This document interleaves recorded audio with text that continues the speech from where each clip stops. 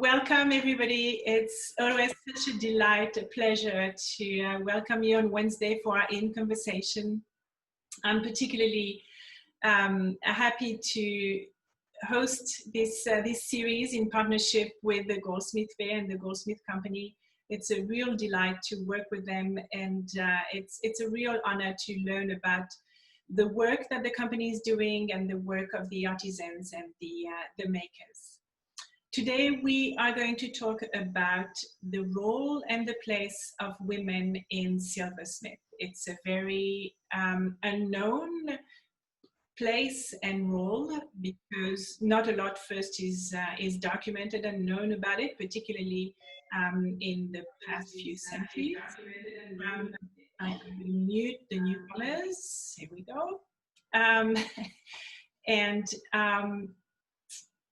We are going to understand that role that has really a very contemporary feel to it. You're going to see that we're going to be touching on a lot of contemporary issues today. My guests today are Eleni Bide, whom you met last week, who is the librarian of the Goldsmith Company, and Sophia Tobin, who is deputy librarian, but also an author and who wrote a book called The Silversmith Wife. So welcome to both of you. Hello. Hello, Isabel. Hello. Hello. Eleni, we are going to start with you because I think that it will be important to understand the silversmith aspect of the story and what women were doing then. Can I hand over to you? Yes, please. Remind everybody, please mute yourself if you have just joined us. Right. Well, I shall begin. Now, for many of you who visited Goldsmiths Fair already, or for those of you who might have been lucky enough to have a glimpse inside the Goldsmiths Company's apprentice training workshop, you can see that amongst today's craftspeople in the UK, there's a really good crop of female practitioners of goldsmithing and silversmithing. And in fact, this year, 77% of the fair's exhibitors will be female. But for those of you who came to last week's virtual tour of Goldsmiths Hall and looking round the portraits of the people Goldsmiths past we had on the walls, it might be reasonable to assume that for most of the history of goldsmithing, women's chief role was in fact as consumer, and they didn't have very much to do with the industry at all. Now I've got some pictures now that I'm going to share with you. So there we go. Let's just start here. And here we have a picture from the Goldsmiths Company's collection. And you can see here, this is typically how we might think of women's relationship with silver, with jewellery, with precious metal objects. They're buying it, they're wearing it, or maybe someone is buying it for them. So this is a lovely 19th century picture, but the women in question does not have a great deal of agency. Now, our view of what a traditional workshop might look like, I think, reinforces this. And I've got a wonderful example here from 1677, and you can see the workshop down below there.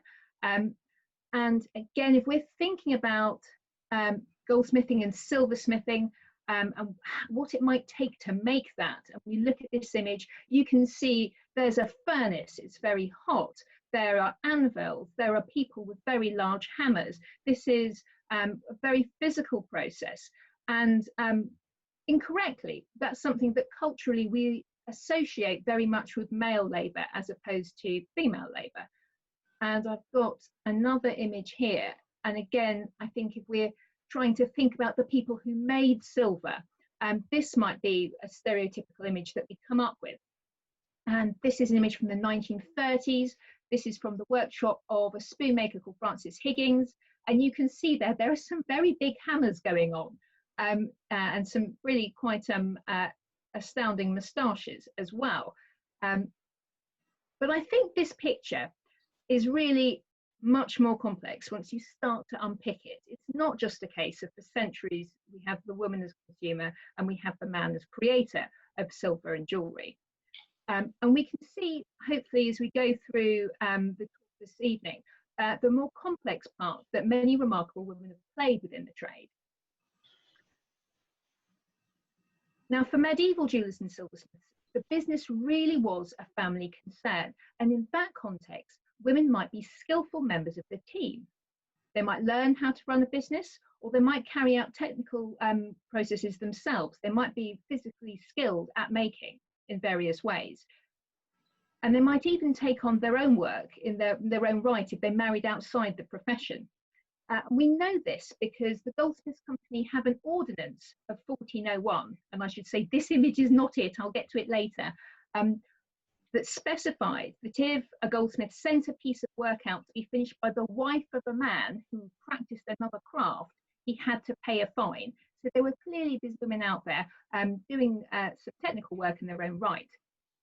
We have another great example from the 16th century minutes, in which it is noted that Mr. Dinn and his wife desire to be made free. That is, they desire to be made free of the company and become members. And this certainly suggests that in the business that Dinn was operating, Mrs. Dinn is very important indeed.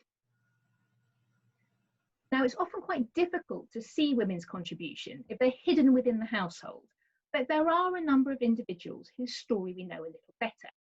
And this is where I get to the picture that we're looking at the moment. Those of you who have very eagle eyes, I'm just going to move my cursor so you can see this name, Agas Harding, here. Now, Agas Harding is really important for the history of the Goldsmiths, right now, in fact. In 1514, she died and left a bequest to the Goldsmiths Company. She was a very wealthy woman, and she left a small farm north of Fleet Street, so in the heart of the city of London, to the Goldsmiths Company.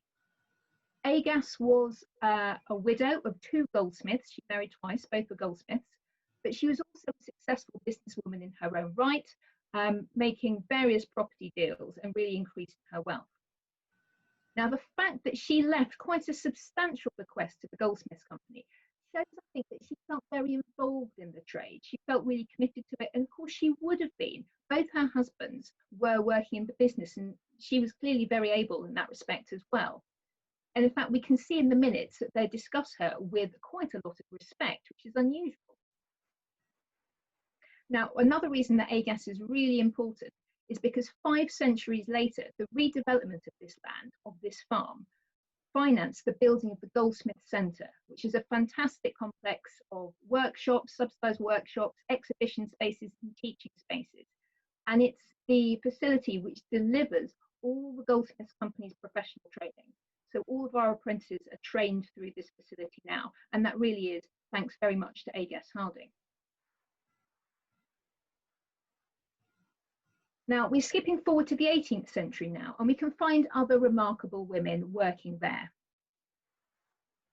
One of you earlier mentioned a name that would be quite famous, I think, Hester Bateman. Hester Bateman was associated very much with a very important dynasty of silversmiths.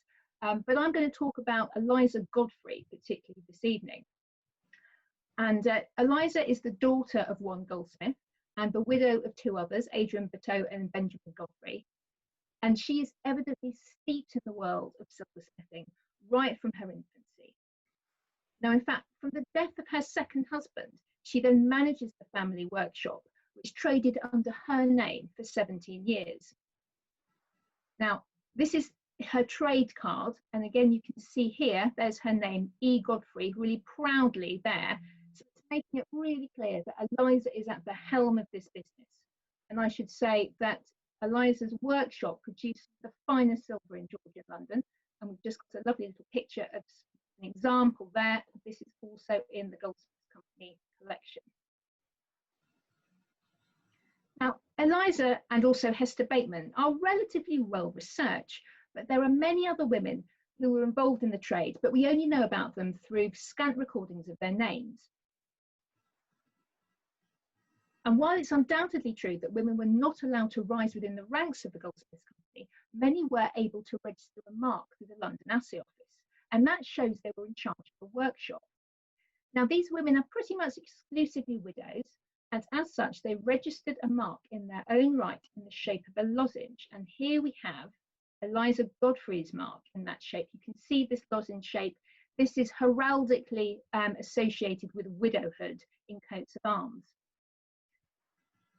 Now, these women inherited their husbands' workshops. Death is a very frequent occurrence, unfortunately, in this period in time. They have to keep the business going for their families. They do so. They register a mark in their own right, and they also often take on their husbands' apprentices, and very frequently take on more apprentices in their own right. They become masters themselves. So again, you can see that they really are very deeply involved in the business. Now, there's often a little bit of controversy about whether we can say these women worked at the bench. So they worked with a hammer in their hand. But I really think this misses the point. In order to run a workshop, like Eliza Godfrey did, you have to have a really good knowledge of business. You also need to know about production. You need to be able to supervise quality, and you need to be able to oversee the training of your apprentices as well. That requires a tremendous amount of skill and expertise. And there are many male silversmiths as well who didn't necessarily get their hands dirty all that often. Now, we've talked quite a lot about widows here, but the women who appear in our records don't always fall within that category. And there's a surprising amount of female apprentices within our records too. Now, a remarkable researcher that we've been lucky enough to work with called Lejean Chaffin has been through all of our apprentice records from 1576 to 1800. So that's a really big job. And she's discovered that there were 168 girls who were apprenticed to the Goldsmith Company during this period. Now, not all of these girls seem to learn goldsmithing. Lots of them practiced female trades, in inverted commas, like millinery, but some of them absolutely did work with precious metals. And we know that for centuries, the skills of burnishing, for example, and finishing were particularly associated with women. So we can see there are almost women's skills that are set aside within the goldsmithing and silversmithing trade. Eleni? Yes. What about the skill of engraving? Was that associated with women? It wasn't particularly associated with women, but we do know that women become involved in all kinds of things that you wouldn't necessarily expect them to. There are records in the V&A, for example, in the Archive of Art and Design, which records numerous large silversmithing firms, and some of them include the names of the workmen. Most are male, but occasionally you do get female engravers, for example, recorded within those records. Again, there are not a lot of them. Finding them is difficult, but they are there. Okay, thank you. Now, the last woman who was apprenticed as a jeweller, so apprenticed to learn, I suppose, a goldsmithing trade before the 20th century, was someone called Elizabeth Relly in 1781. And this date is really important because women largely disappear from the records of the Goldsmiths Company in the 19th century. And this trend really reflects the notion of separate spheres, of the real difference between work and home that becomes really influential in the 19th century. This was a perception that any female participation in the workplace was really undesirable and not something that you wanted to encourage in any way. And in this capacity, women's only appearance at Goldsmiths really was for things like balls. And I'm showing you another lovely picture from the company's collection here, which I think sort of hammers that home a little bit. So this is from the 1840s. It's a ball night in the livery hall, a magnificent room. And you have some ladies and gentlemen, the ladies in their fabulous colourful dresses. But I should say that at this point, ladies were not allowed even to dinner. So balls and lighter social occasions were really the only time they could step through the door. At the same time, you have women appearing in the larger silversmithing factories, which spring up with the Industrial Revolution. But here, again, they are associated with finishing, with burnishing and polishing. And often at this point, this skill is really devalued as light work. It's not seen as particularly important, though in fact it's a crucial part of the process.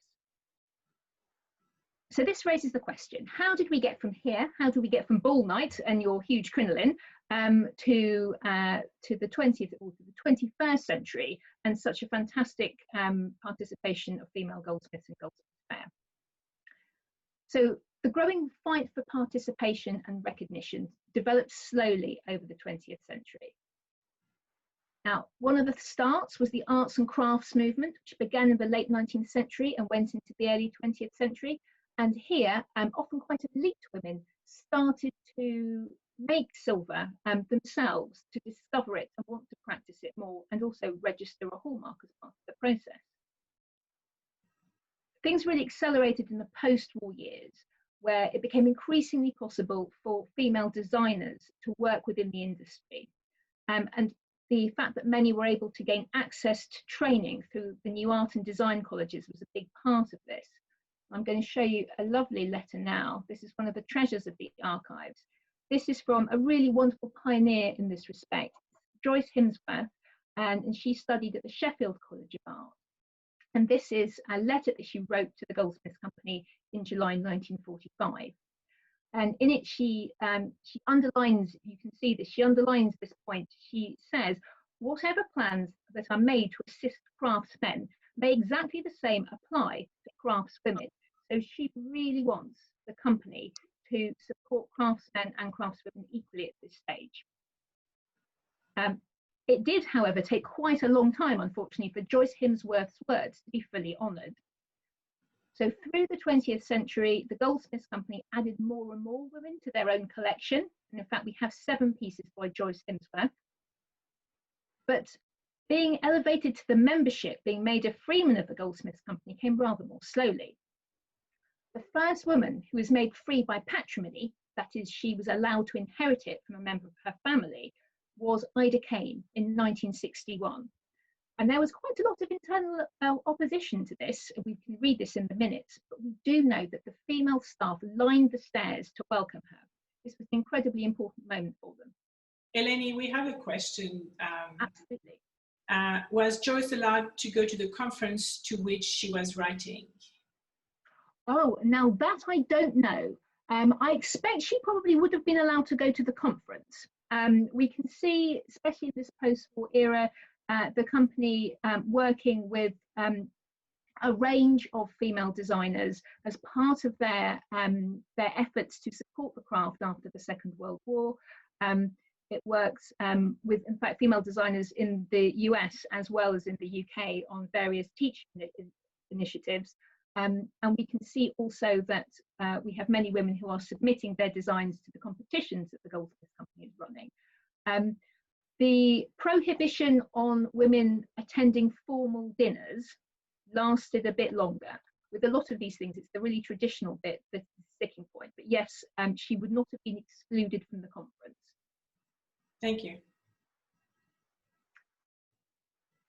So in terms of other notable women who joined the company and really, I think, start to form a sea change, I want to mention Gillian Packard. Do go out and Google Gillian, who's a really wonderful jewellery designer who sadly died quite young, but she was one of the first women to be made free by redemption. So that's membership through an application process. And we have some real luminaries next who join in the senior ranks. In 1978, Dame Rosemary Murray, who's Vice Chancellor of Cambridge University, becomes the first woman on the livery, so that's the highest stage of membership. And then we have to wait until 1983 before we get the first woman who is made free by service. So again, if we think back to Elizabeth Relly, 1781, who's apprenticed as a jeweller, we have here, 1983, the remarkable Wendy Cook. Now, she is an engraver working with Garrards at the time, and so she is the first person, who's the first woman who is made free by serving an apprenticeship, by doing that very skilled training. And this happens in 1983. We have a picture here with her masterpiece, and you can see that piece of engraving, and with her freedom certificate. And again, for those who were asking, is engraving particularly associated with women? It's not as far as I'm aware, but we do have, say, Wendy is a great example of some really remarkable female engravers. In fact, we'll see the work of another one later. And I should say that next week, our talk is between a master and an apprentice, and they are engravers. They do a lot of engraving, and they do beautiful work, you'll see. So we're rapidly making our way towards the present day now. So we've got a few more dates to give you. In 2006, Dame Lynn Brindley becomes the first female member of the Court of Assistants. So that's the first female member of the company's board, if you like. And then finally, we have the first female prime warden, or first female chair of the company. It's the best way of understanding it, I think, in 2017, and that's Judy Cobham-Lowe. So we've come very far quite quickly, I think, but it shows you the struggles that women have had to face gaining recognition within the industry, despite the fact that they have been making a very important contribution for a long time. But now I think if you look in all sectors of the trade in the UK, not just people working in the craft, but also there are notable women working in retail and in governance as well. You can see that they're making an incredibly significant contribution. I just want to conclude my introduction here with a few examples of female silversmiths that you might see on the trade, see in Goldsmiths Fair this year. And again, when you look at these women, think back to those images of those workshops and those massive hammers, and there were undoubtedly arguments, I'm sure, made that, you know, women couldn't possibly be holding these big tools. They can't be making these big things. They're too delicate. And these women are really proving people wrong. So this first person is Miriam Hanid, and she has some wonderful examples of her work in the Goldsmiths Company collection, including an item for our modern buffet of plates, so a very significant item. But I'm showing you something different. This is a fantastic water jug here. We mentioned engraving. Miriam is a very skilled chaser and engraver, and you can see that in this work here. And I have got a real soft spot for this piece because I've been working for the Goldsmiths Company for so long. I remember when Miriam was early in her career, and she would come into the library to talk to older makers when she's exploring how to make this very technically complex item. It's really very difficult to achieve some of the curves and some of the shapes on that jug. And now she is a very established silversmith, taking on students and teaching them herself. So we have another great example here. This is Eleni Christensen, and she is a freeman of the Goldsmiths Company. And she has her work in numerous national collections. You can see her in her workshop here, and I'm just going to show you a lovely example of her work. And Eleni is very well known for her use of negative space, so you can see that in this example. So it's really experimental, and she's really producing work that no one else is doing anything like at the moment. And then finally, I'm going to finish with a slightly younger silversmith. This is Jessica Dew. She's participated in numerous company training programs like Getting Started over the years, and her work really emphasizes fluidity, and we can see that when we have a look at an example in a second. But again, I think look at her in her workshop, think about those workshops that we saw earlier that absolutely didn't include women. I advise you not to look at her improbably clean white shirt. I'm sure she gets dirtier than that in real life and not for a photo shoot, but you can see all the tools of her trade around her, the hammers, the files, and there she is making something that looks like this wonderful piece here. So again, you have from the very beginning, where we know that women are working in workshops, working in family workshops, driving businesses through, being successful in their own right, but not getting recognised necessarily, to some of the absolutely fantastic examples you see today in Goldsmiths Fair. So that concludes my introduction. Fantastic. Thank you so much, Eleni. That's a great overview over the century. I'm wondering if, before we move to Sophia, there might be questions, and if you do, please write them in the chat box at the bottom of your screen, and we will share them for you. I wonder if, considering that the lifespan, if were men dying younger than women, for example, in the 18th century, and would that have contributed to more women taking over the bench but not necessarily being documented? Now, without being a population expert, sadly, I fear that it's not that men are necessarily outlasting women. I mean, an incredible number of women would have died in childbirth as well. There are dangers for both sexes at this stage. But the precariousness of life and the fact that family business is really central means that although we have this, I think we've inherited it from the Victorians, this view that women really don't participate in economic life, in craft, in the world of craft in previous centuries is not correct. For the family business to survive, they had to know what was going on. And frequently they are doing it at the same time as managing a household and looking after a young family. It's pretty tough. Yeah. Well, we all know that behind every successful man, there is an amazing woman, and that must have been true at the time too. Thank you so much, Eleni. Now, Sophia, I would love for you to come on screen. Hello. Hello. Wonderful. Hello, welcome. Sophia, for those who don't know you, is, as I said earlier, the Deputy Librarian at the Goldsmith Company. But she is also someone who came into jewelry through a different route, and that led her to write a book called The Silversmith Wife. I finished this book, and I have to say that it is not only a charming love story, a difficult one, but a very endearing one. I think endearing is a better word than charming, but a story that really touches on all the aspects of what I imagine would be a woman's life in the 18th century. So Sophia, maybe we can start a little bit with your background and tell us how you came into working first on Bond Street and how that led you to the Goldsmith Company. Thank you. Yeah, I came kind of via a circuitous route, really. I studied history. That was my degree, and I studied that while I was working in various admin jobs. And then I came to London in my mid-20s to study history of art at Christie's Education. And then from there, I kind of walked into a shop on Bond Street and asked if I could do a work placement with them. And they said yes. I was very lucky.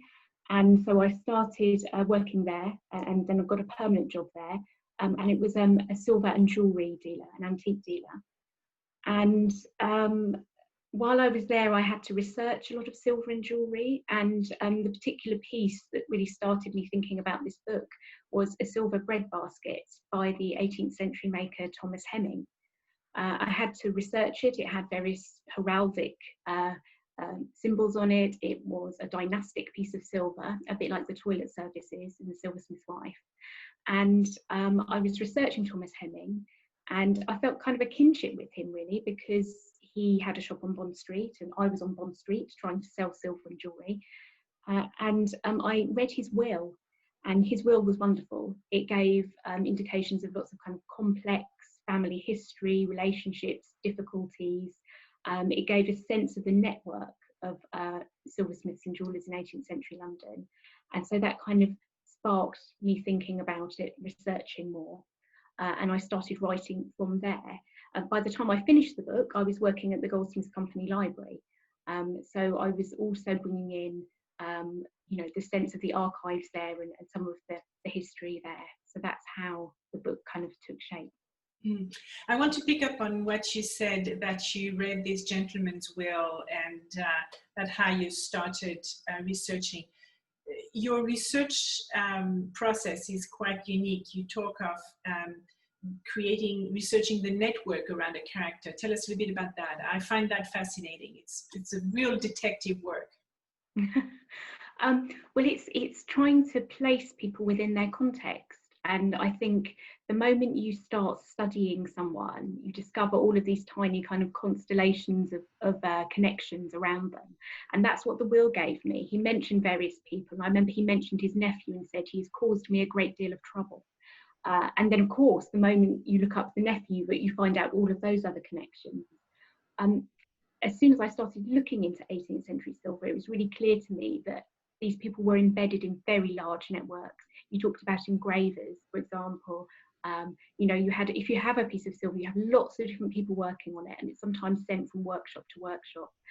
So I was researching that through wills, but also through things like coroner's reports. So I remember reading about the death of a silversmith, and other silversmiths came to testify about his death. And yeah, so you just kind of build up this cloud of names, a bit like you see in police documentaries when they're trying to trace everyone's contacts. They end up with a kind of word cloud around them. And that's really what I wanted to do for my character. Yeah, and you did it very well. I'm going to give a very short synopsis of the story, because I know that you all going to want to read this book. And actually, there's a lovely comment here from Carol, who says, "I'm so happy to discover your books. I read The Silversmith Wife this weekend. Thank you for writing it." Oh, that's so kind. Thank you. As I said, I absolutely love the story. So the story, the central character is Mary, who's married to Monsieur Renard, who is not a very nice character, who's a silversmith. And around her is this network of men and women who are connected to her either through family links or trade links or the life of the city links, and they all gravitate and or work around her to protect her, to help her, to love her, to hate her, in the case of her husband, unfortunately. But it's a really interesting story. And one of the things I wanted to ask you about, you mentioned one of the pieces, and I had forgotten it in my list. The story is peppered with silver pieces, and each one is linked to a character and has an emotional value, not necessarily sentimental, but an emotional value. You just mentioned the bread basket, but you have the miniature portrait of Harriet's husband. You have a hair locket and a toiletry set that takes a very large part in your story. There's the gold watch, of course. Tell us, how did you pick the silver objects you were going to put in your story?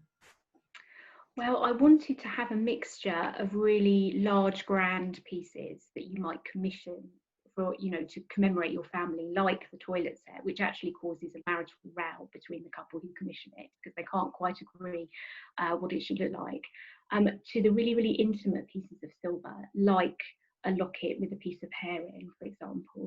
And I wanted to explore the way all of these characters experience their life through silver and through jewellery in a way, and the symbolism that these things have for them. And that's partly because of silver's tangible nature and jewellery's tangible nature. It's a direct connection to the past. So if you hold a candlestick, and I don't know how many of you have ever walked holding a candlestick with a lit candle in, and the way the flame moves, you're almost in touch with somebody who would have done that.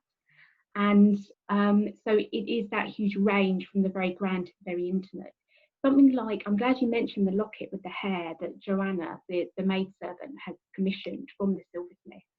I think things like mourning jewellery are incredibly moving reminders of the past, and something like that locket has huge significance for her because, of course, we're talking about days before photography, before we have any recording of someone. A lock of someone's hair is the only tangible reminder of what they looked like to you. So it's the way that jewellery can be so intimate and have so many layers of meaning in our life. But similarly, even the grand pieces, they have layers of meaning. They are often associated with a marriage or with the birth of a child. And so it's all of those different ways that silver and jewellery feed into us. And I guess I chose them because I had either handled jewellery or silver like that when I worked with it, or even things like if you visit the Foundling Museum in London, the tokens there is a token in the story as well. So it's just the way that people from all areas and levels of life experience silver and jewellery and the significance it has. And it's something that unfortunately has disappeared at many levels in today's contemporary society. I mean, we do wear pieces of jewelry that have an emotional meaning for maybe a birth or from a mother, but nobody has a silver toiletry set unless you are lucky to have inherited it from, you know, several generations, or a silver candlestick, and even a lock with a hair in it, a curl in it, and I think it's quite sad. I think that we have lost that physical connection, as you say. Sorry. Yeah, I was just going to say, I think actually you're absolutely right, but also there are ways that makers today reimagine that. So I think there are ways to commemorate with silver now that are different from the past. But, you know, and I do still think that jewelry has a huge significance, but you're quite right that we've lost some of those things. There is a question from Wendy who says, it's a great, wonderfully descriptive read. It also captures the feel of making. She's a wonderful researcher. So did that include actually making? Did your research include making? It did, yes. That's a really good question.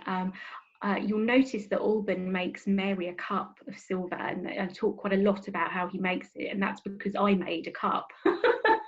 So I had experienced it. I did a silver workshop with a wonderful silversmith called Gareth Harris. He did a group workshop, and we were each given a blank of silver and taught how to make a cup from that blank, that flat circle of silver. And it gave me new respect for silversmiths, for their incredible skill and strength, because I would hit this thing for hours and then kind of bleat it at Gareth, and he would come over and hit it 3 times, and it would move more than than I had managed to make it move in hours. So yes, I did make it, and I did a kind of very brief kind of glimpse of that and of the making process. When we spoke earlier to prepare for today's conversation, you mentioned that your purpose was to bring to life those hidden voices. Tell me a little bit more about that, because I think it really goes to the core of what you do and who you are. Yeah, I think I'm really interested in those voices that we really don't hear in history books and that often aren't recorded. And historical fiction is a way of filling the gaps often. I'm interested in servants, I'm interested in people kind of scrubbing floors and doing the kind of stuff that we don't really think about when we think of historical fiction. With Mary, she is created out of lots of kind of tiny touch points with people like Eliza Godfrey and other female makers, where you have these tiny little insights into their life, but there's so much silence. And imagination and fiction is the way you kind of fill that silence when you can't quite, you know, find them in the sources. The past isn't this clear kind of sunlit street, it's a murky back alley, and there's a bog down, and you might see a lantern off in the distance, but you get these just tiny glimpses. And so it's about spinning the web between those tiny glimpses that you get, and creating a sense of someone who's very real.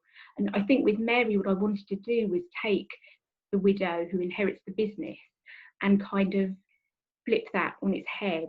So she's not Hester Bateman, she's not Eliza Godfrey. What happens if you married a silversmith who actually hated you and actually envies every connection that you have and every kind of talent that you have? How do you kind of come through that and survive it?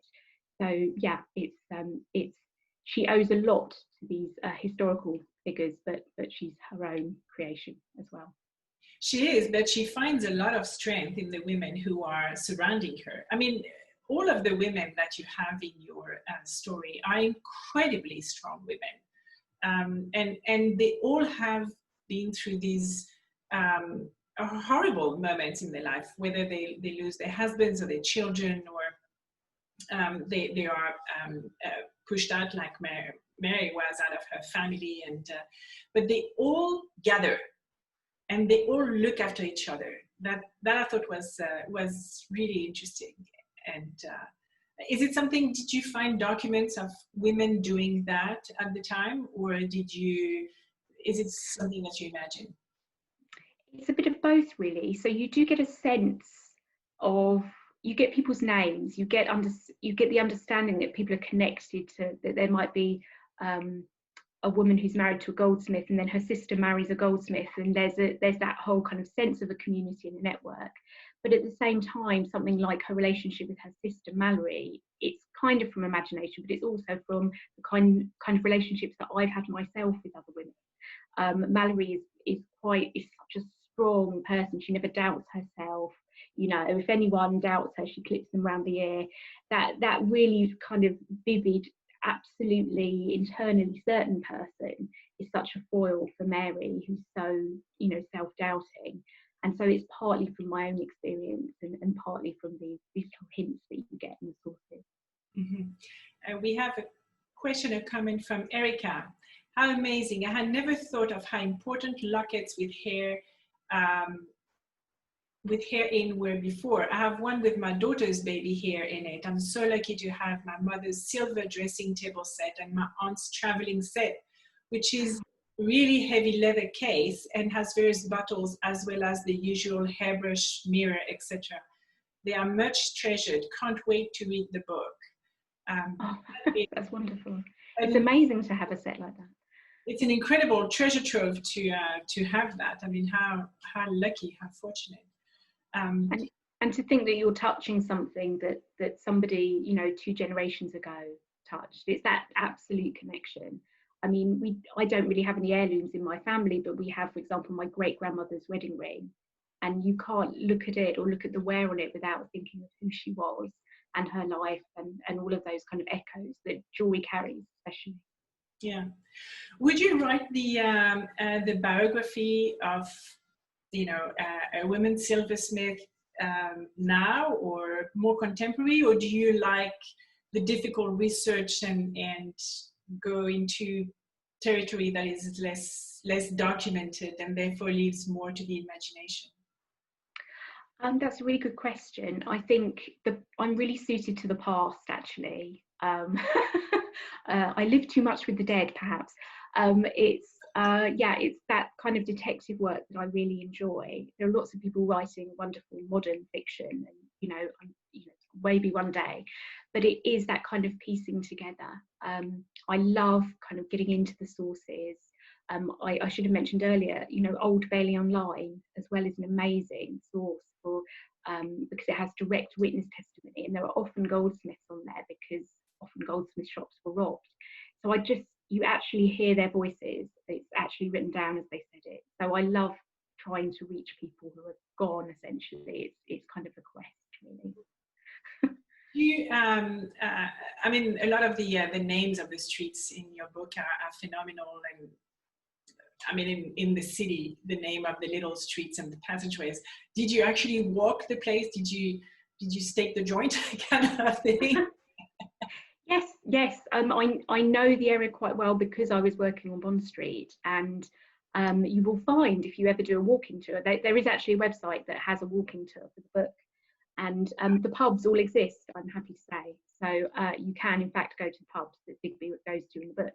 And I had to check, obviously, that they would have been there at the time. But yes, because I know the area very well, it was interesting because I was trying to fit the kind of template of Georgian London over a London that I know very well in modern day. So imagine the changes. Berkeley Square is a new build at the time the book is set, for example. So the trees are still young, they're still saplings. So there are lots of little things that you have to try and kind of click out of modern day and click into that sense of Georgian London. Going back to the importance of the mark, whether for a man, even more for a woman.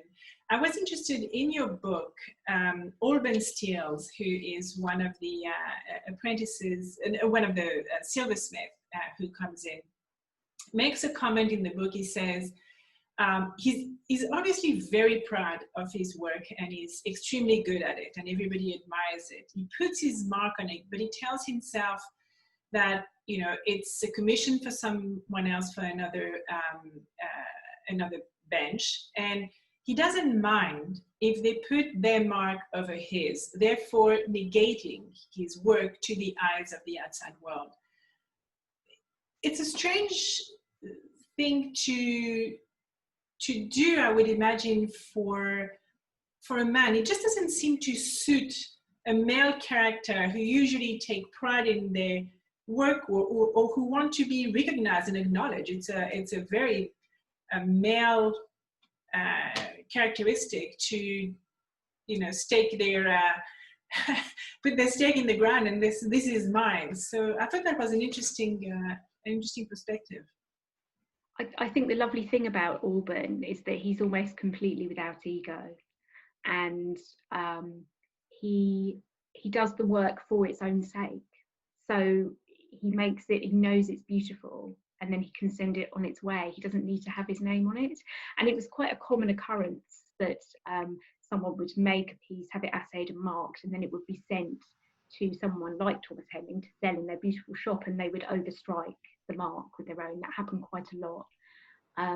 So yeah, Alban, he's just not, throughout the whole book, he doesn't see himself as a salesman. He doesn't really want to talk to people about silver. He just wants to make it.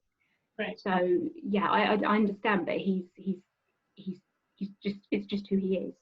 Right. I thought it was a really interesting twist on his character.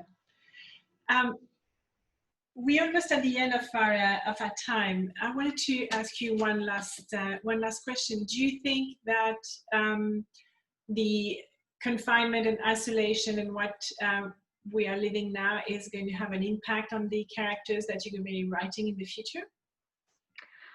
I don't know. I have to say I specialise in quite claustrophobic worlds anyway. The main character in my third book is confined pretty much for lots of the book. I don't think so. I think it's been a really interesting time to live through, and I take lots of comfort from the research that I do, and I see what people in the past have gone through and how you just have to endure it, essentially. I'm sure it will find its way in somehow, because all of our experiences tend to feed in to fiction in the end. Sometimes you finish writing a book and think, oh, that's what that book was about. So I'm sure it will find its way in, and I might not realise it until the book is done. Thank you so very much. I'd like to open the floor to any question. Either raise your hand or type your question in the chat box if you have any question, either for Sophia or Eleni. If you have not read the book, I encourage you to do that, and then you can always email Sophia's questions directly to her. I think we have no questions. So, yes, there's a question. Isabel, let me unmute you. Actually, you have to unmute yourself, sorry. Thank you. I find that really fascinating. I have an interest in family history, and when I've done some research, you find these fascinating stories in the past, and you specialize in one subject. I'm going to share with you what my reading is going to be for the next week, but you've brought it alive for me tonight. And when I look in the index, I now realize that there are husband and wife connections. So I hope you can see it. Yes. Oh, that's wonderful. Yeah, yes. That's a wonderful book. It is. It has the most beautiful illustrations in it. It obviously has an American bias to it, but it's actually, it looks to me absolutely fascinating, and you've helped me understand the settings on it. So thank you very much. Oh, thank you. Thank you. It is a fantastic book. Fantastic. Isabel, could I ask you to write the name and author of the book in the chat box to everybody, so everybody can see that? Yep. We have a comment from Carol. By the way, I listened to Audible, and that was a great way to absorb the different personalities set into their individual context. I couldn't agree more. I also listened to it on Audible because I didn't have time to have the book shipped to Toronto on time, and I just lived in there. I was just saying earlier, I was walking around London at night with my big cape and my hood on, and then I was going to the squares, and I thought it was absolutely fascinating, and having it read and the different characters made it really fantastic. Thank you. So this is the end of our second lecture. Thank you so very much for having joined us.